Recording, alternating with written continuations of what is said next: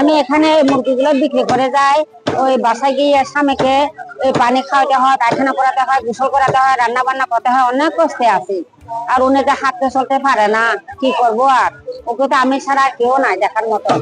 অসুস্থ স্বামী লেদামণি ত্রিপুরাকে নিয়ে সংসারের হাল ধরেছেন রমিতা একাই। প্রতি সপ্তাহে পানছড়ি হাটে মুরগি বিক্রি করেই চলে তাদের সংসার। একসময় এই কাজটিই করতেন লেদামণি ত্রিপুরা। তখন সংসারে অভাব ছিল না, দিনগুলো ছিল তুলনামূলক সচ্ছল। কিন্তু 5 বছর আগে হঠাৎ গুরুতর অসুস্থ হয়ে পড়েন লেদামণি ত্রিপুরা। ধীরে ধীরে হারিয়ে ফেলেন দৃষ্টিশক্তি, চলাফেরার সক্ষমতাও। সেই সঙ্গে বদলে যায় পুরো সংসারের চিত্র।